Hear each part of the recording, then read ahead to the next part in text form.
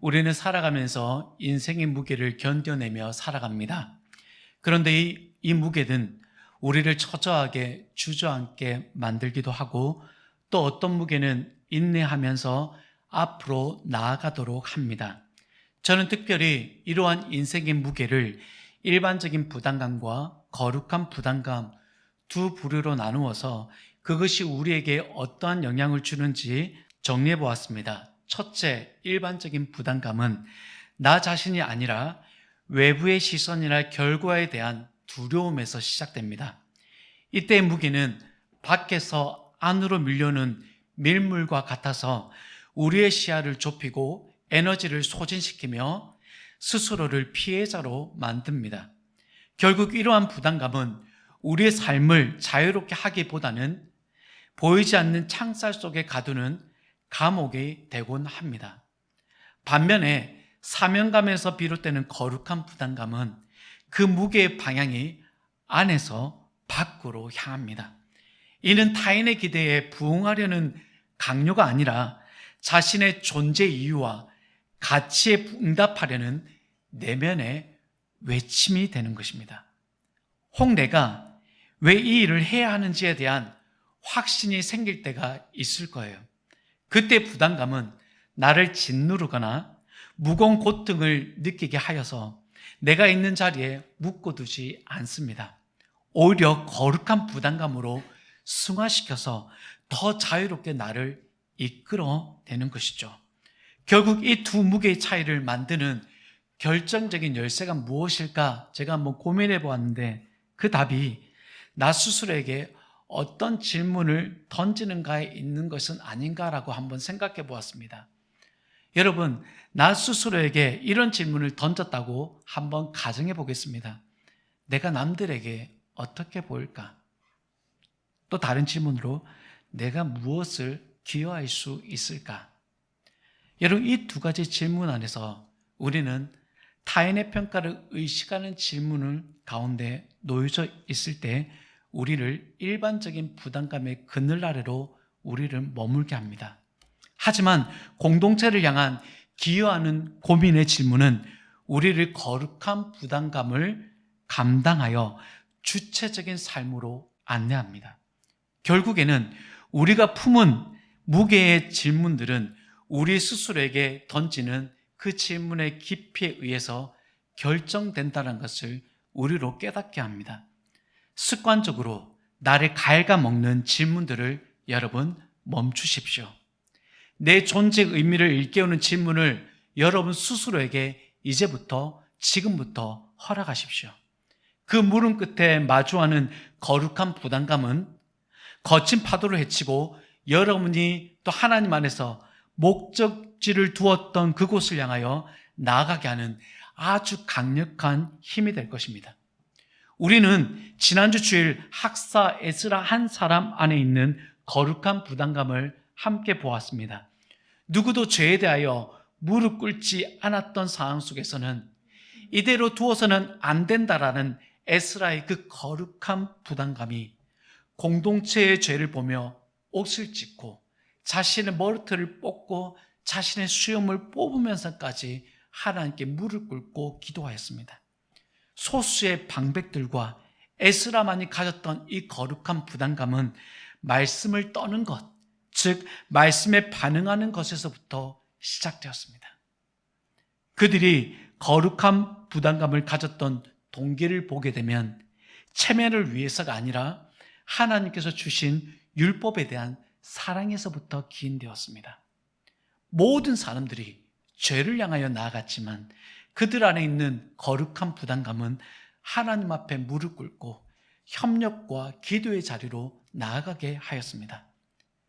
이러한 거룩한 부담감은 나의 마음이 하나님의 마음과 연합되었다라는 증거이며 나를 통해 무너진 것을 재건하시려고 하시는 하나님의 부르심입니다. 오늘 본문에서도 자신의 안위만을 걱정할 수 있는 일반적인 부담감에서 벗어나 타인의 아픔을 공감하고 공동체의 회복을 꿈꾸는 한 사람을 오늘 우리는 만나게 될 것입니다. 자, 그렇다면 이 거룩한 부담감은 어디에서 오는지 우리 첫 번째, 나의 뿌리가 어디인가를 우리가 한번 살펴보기를 원합니다. 느헤미야 1장 1절 말씀을 함께 읽겠습니다. 하가랴의 아들 느헤미야 기스로엘에 내가 수상궁에 있는데. 아멘. 느헤미야 1장 1절은 아주 구체적으로 느헤미야 한 사람을 소개합니다. 느헤미야가 누구에게 속한 사람인지, 느헤미야가 머물던 장소가 어디인지, 그리고 정확한 시점까지 밝히고 있습니다. 이것은 단순한 배경 설명이 아니라 느헤미야가 어떤 정체성을 가진 인물인지 처음부터 분명히 하려는 의도입니다. 느헤미야는 아닥사스다 왕 제20년 페르시아 제국의 수도인 수상궁에 머물러 있습니다. 그는 왕의 신임을 얻어 술 맡은 관원장으로 지금 복직하고 있습니다. 여러분, 수상궁은 당시 최고의 권력과 안락함이 보장된 곳이었고, 느헤미야는 많은 사람이 오를 수 없는 자리에 지금 올라와 있습니다. 권력도 있었고 안정도 있었고 미래에 보장된 삶이었습니다. 그런데 성경은 그를 왕의 술관원 느헤미야라고 소개하지 않고 하가랴의 아들 느헤미야라고 말합니다. 성경은 그의 직함보다 그의 뿌리를 먼저 언급합니다. 이 사람이 어디에서 왔는지, 누구에게 속해 있는지를 분명히 밝히는 것이죠. 여러분, 사람은 자신이 어디에서 왔는지, 자신의 뿌리가 어디에 있는지 잊어버릴 때 가장 깊은 공허함을 느끼게 됩니다. 하가랴의 아들 느헤미야라는 이 한 문장은 우리에게 굉장히 중요한 질문을 던집니다. 나는 지금 어디에 뿌리를 두고 살아가고 있는가라는 질문입니다. 뿌리는 내가 누구인지를 결정하는 가장 강력한 기준점이죠. 느헤미야는 페르시아 제국의 최고의 관리였습니다. 수상궁의 풍요의 속에서도 살아도 되었고, 무너진 조국의 아픔을 외면해도 아무도 그를 탓할 수 없는 위치에 있었습니다. 그럼에도 성경은 그를 하가랴의 아들이라고 부릅니다. 이는 그가 페르시아의 법과 페르시아의 문화 속에 살고는 있지만 그의 영혼 깊은 곳에는 여전히 하나님의 백성이라는 정체성이 살아있음을 보여주고 있는 것입니다. 여기서 그의 이름과 아버지의 이름을 살펴보면 놀라지 않을 수가 없습니다. 하가랴의 이름은 여호와를 기다리는 자라는 뜻이고, 느헤미야라는 이름은 여호와 앞에서 위로하신다라는 뜻입니다. 성경을 읽다 보면 가끔 전율을 느낄 때가 있습니다. 이름 하나가 그 시대 전체의 흐름과 하나님의 응답을 정확하게 관통하고 있을 때입니다. 약 140년 전에 무너진 예루살렘 앞에서 하가랴와 느헤미야 이 두 부자의 이름이 그러합니다. 여호와를 기다리는 자라는 이름의 이 하가랴는 바벨론과 바사를 거치며 포로로 살아가던 유다 백성들의 시대적 갈망을 그대로 담고 있는 것처럼 보입니다. 예루살렘 성벽이 무너진 이후에 백성들의 폐허가 된 성읍의 소식을 들으며 하나님의 개입을 기다리고 또 기다려야 했을 것입니다. 하가랴는 이름은 그 긴 기다림을 견뎌낸 신앙의 세대를 상징한 것처럼 여러분 보여주고 있습니다.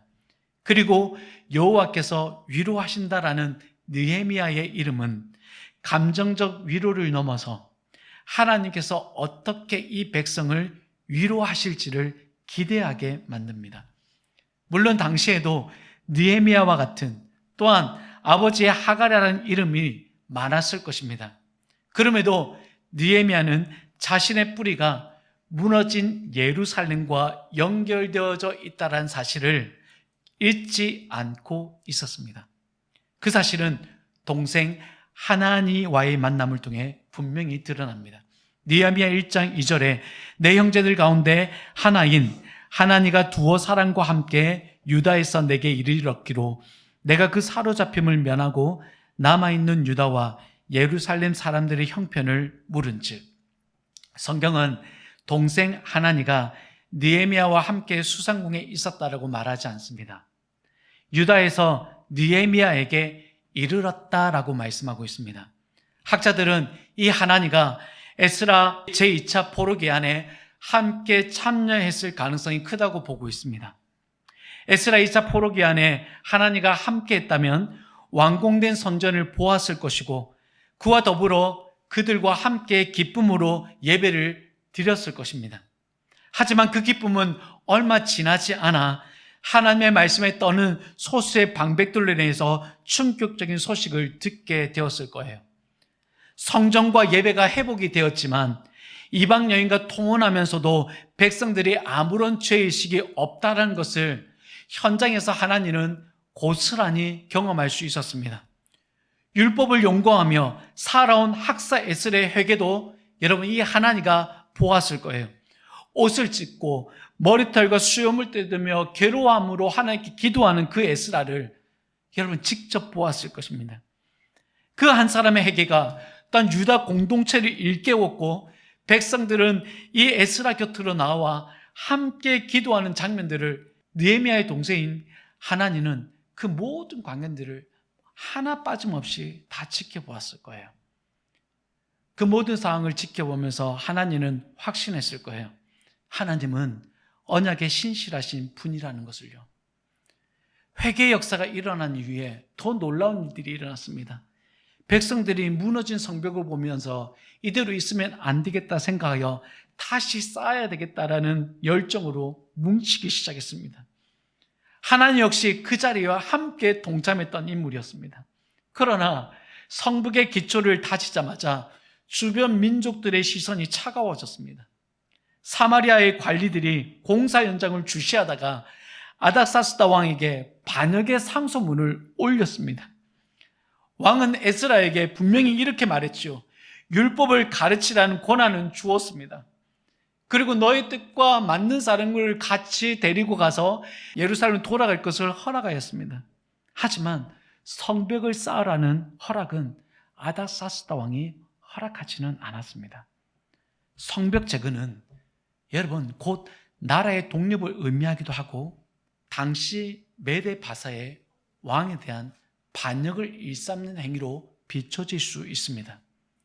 결국 아닥사스다 왕은 이 예루살렘 성벽 재건하는 것들을 모두 중단할 것을 조서로 내리게 됩니다. 군대가 동원되었고 이미 쌓아올린 성벽과 성문들은 다시 허물어지고 불태워졌습니다. 백성들에게 이것은 단순한 실패가 아니라 깊은 수치와 능욕이었습니다. 586년에 있었던 예루살렘이 무너졌던 그 기억이 다시 고스란히 겹쳐지는 순간이에요. 이 모든 상황을 직접 경험한 하나님은 결심했을 거예요. 이 고통을 수상궁에 있는 형에게 전하야겠다라는 거죠. 여러분 수상궁까지 거리는 여러분 제가 이미 앞서 말씀드린 것처럼 1500km 무려 4개월의 기간 동안 거쳐야 하는 길이었습니다. 그 역시 험난한 과정이란 걸 알지만 하나님은 그 길을 선택합니다. 그 역시 하가라의 아들이었기 때문이겠죠. 여기서 하나님의 이름 뜻도 의미심장합니다. 하나님은 여호와는 은혜로우시다라는 뜻을 가지고 있습니다.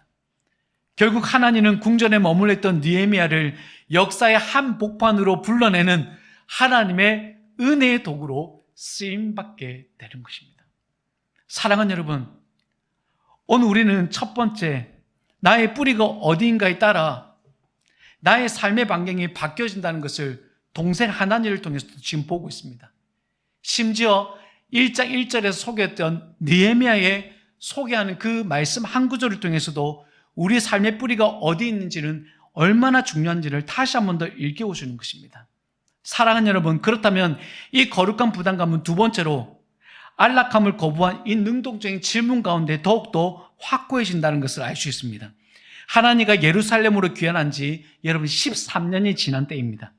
느헤미야는 수상궁에 머물러 있었고 동생 하나니는 13년 동안 예루살렘에서 온갖 고초를 다 당한 뒤에 형을 찾아왔습니다. 13년 만에 만난 동생의 모습이 어땠을까요? 거친 행색에 수척해진 얼굴을 보았을 거예요. 물론 느헤미야 마음에는 이런 생각이었을 겁니다. 아마 동생의 수척해진 얼굴은 긴 여정 때문이라고 생각했을 수도 모릅니다.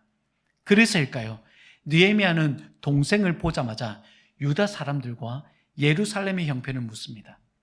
느헤미야 1장 2절 하반절에 내가 그 사로잡힘을 면하고 남아있는 유다와 예루살렘 사람들의 형편을 물은즉, 여기서 우리가 주목해야 할 단어가 바로 물은즉이라는 단어입니다. 느헤미야는 묻지 않아도 될 사람입니다. 모른 척하고 지나가도 되고 아무도 그를 책망할 사람도 없습니다. 하지만 그는 포로 귀환 자들과 함께 돌아가서 조국의 회복을 동참하고 싶었던 사람인 것 같습니다. 왜냐하면 그가 떠나지 못했던 이유는 술 맡은 관원장이었기 때문에 자기 마음대로 이동할 수 없습니다. 그래서 느헤미야는 그 애틋한 마음으로 동생 하나님에게 질문하는 것입니다. 여러분, 그런데 이 느헤미야의 이 질문 하나는 느헤미야의 안락함과 일상의 평온의 균열을 낼 만한 질문이 되었습니다. 그리고 역사의 흐름을 바꾸는 시작점이 되었습니다. 질문 하나가 그랬습니다. 느헤미야의 질문 안에는 이미 전제된 여러 가지 배경들이 있었거든요. 그것은 고레스 칙령에 의한 1차 포로 귀환, 그리고 아닥사스다 왕의 조서에 의한 2차 포로 귀환이 있었습니다. 이 소식들을 느헤미야가 모를 리가 없습니다. 왜냐하면 왕의 가장 가까이에서 왕이 결정한 것들을 누구보다 더 잘 알고 있었을 거예요. 만약 동생을 통해 13년 만에 소식을 들었다면 1차 포로 귀환 이후 성전이 완공되었다는 소식 역시 이미 전해 들었을 가능성이 큽니다.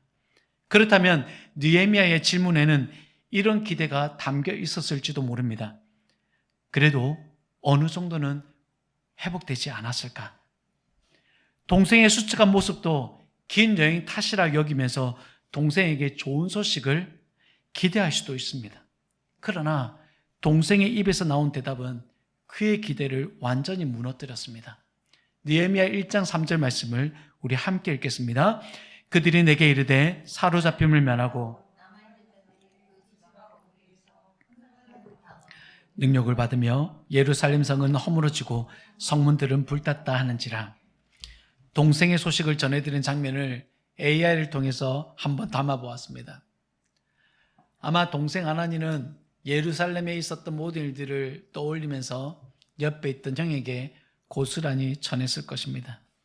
동생의 소식을 들은 느헤미야의 마음이 아마 저 그림과 같이 괴로워하는 표정들이 아니었을까라는 상상을 해봅니다. 여러분, 자신의 머리를 이렇게 쥐어짜고 있는 느헤미야의 모습 속에 저는 하나 그의 생각을 들여다보았습니다. 그의 생각 속에 하나님에 대한 하나의 큰 의구심이 있지 않았을까? 하나님의 약속은 어떻게 된 것인가? 선지자 예레미야를 통해서 주셨던 70년 후의 회복의 약속은 이루어지지 않는 것인가? 성전 파괴와 성전 재건의 그 주기를 보면 70년이라는 그 주기가 딱 맞물려 있는데 그 성벽을 다시 쌓으려 하고자 하였는데 방해하는 세력들을 통해서 다시 허물어지고 성문이 불탔다라는 이 사항은 느헤미야의 입장에서는 도저히 이해할 수가 없는 것이었습니다.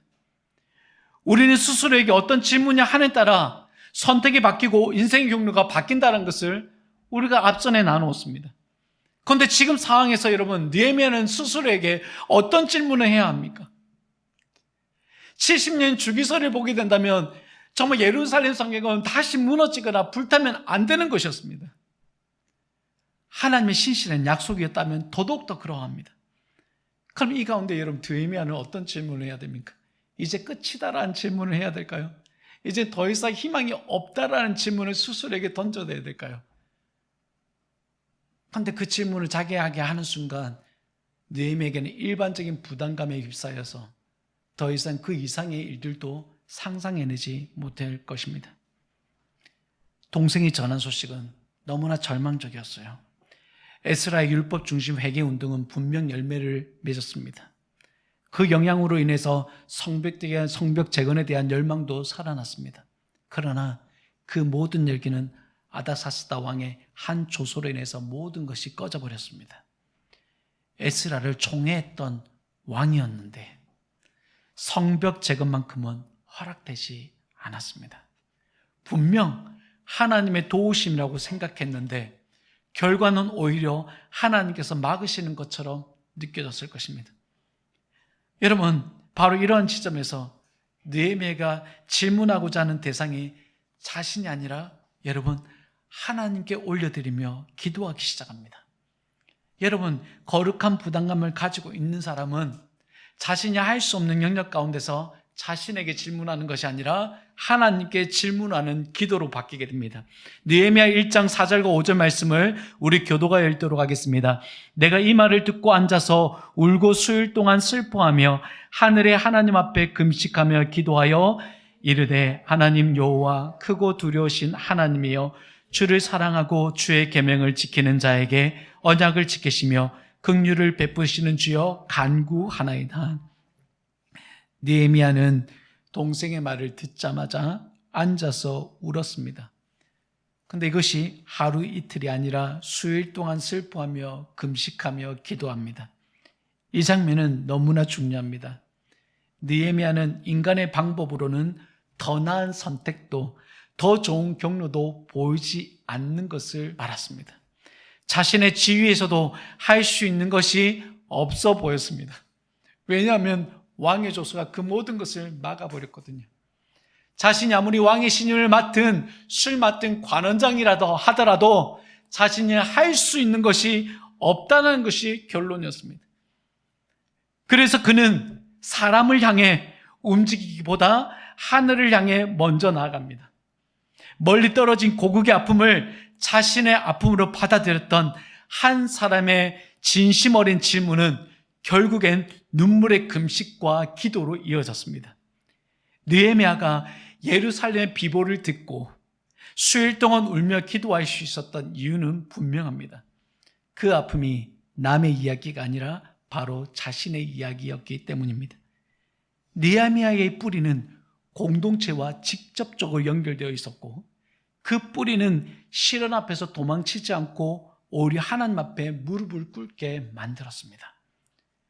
그리고 그는 문제 앞에서 먼저 자신의 인간적인 방법으로 행동하지 않고 하나님께 기도했습니다.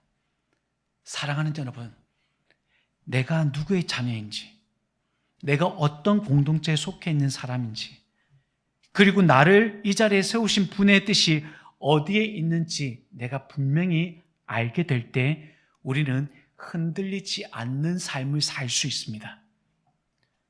느헤미야가 수상궁에 있으면서도 예루살렘을 가슴 품고 살았던 것처럼 우리도 각자의 삶의 자리에서 자신의 뿌리를 선명히 기억하며 나아갈 때 우리 역시도 느헤미야 같은 거룩한 부담감을 안고 살아갈 수 있습니다.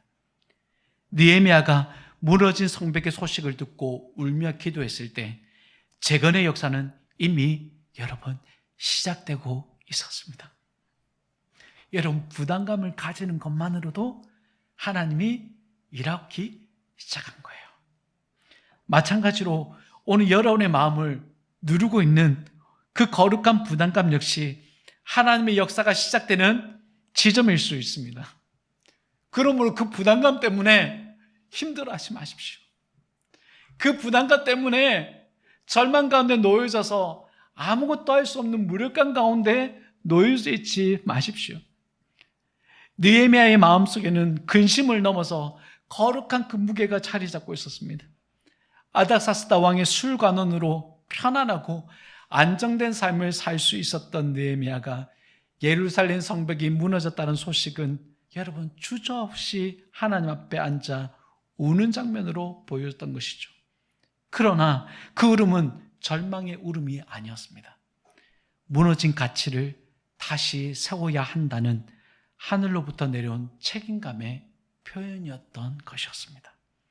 그 눈물 속에는 하나님께서 이 일을 맡기신다라는 거룩한 부르심이 또한 담겨져 있는 듯 보입니다. 느헤미야의 이 1장은 자신의 뿌리가 어디에 있는지 알고 있는 한 사람을 통해서 어떻게 역사의 주역으로 부상하고 있는지를 보여주고 있습니다. 느헤미야의 눈물은 무력한 슬픔이 아니었습니다. 그것은 무너진 성벽을 다시 세우는 가장 강력한 시작이었습니다. 그의 눈물이 하나님 보좌 앞에 닿았을 때 시대의 아픔은 여러분 회막의 서막이 되었던 것입니다. 사랑하는 여러분, 지금도 우리 주변에서 들려오는 소식들은 너무나 무참한 소식들로 우리를 괴롭힐 때가 있습니다. 여러분의 개인의 인생 속에서도 그렇습니다. 좋은 소식이 들려오지 않고 늘 언제나 변동 없는, 또한 나를 괴롭히는, 또한 이대로라면 정말 가능한 일일까라는 의구심으로 가득 여러분 마음과 생각을 채워놓을 때가 있습니다. 여러분, 그때 우리는 느헤미야와 하나님처럼 여러분의 존재 뿌리가 어디 있는지를 다시 한 번 더 확인하기를 축복합니다.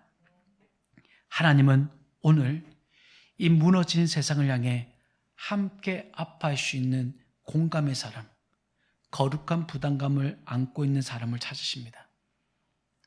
지금 여러분의 마음속에 느껴지는 그 무거운 책임감과 아픔을 여러분 외면하지 마십시오.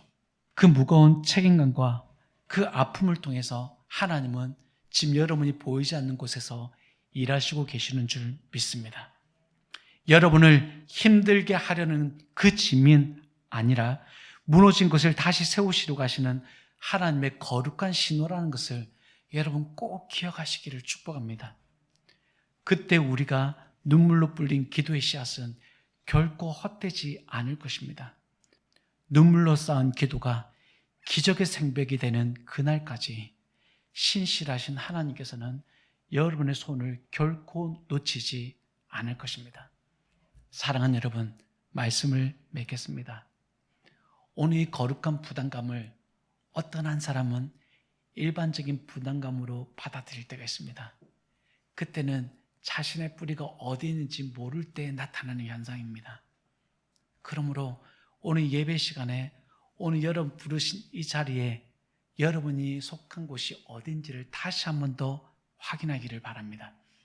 또 오늘 하나님이 여러분이 기도하는 자리 가운데 여러분의 뿌리를 알려주실 때 여러분이 다가오는 그 두려움으로 인해서 여러분의 삶을 무너뜨리는 일이 없기를 축복합니다.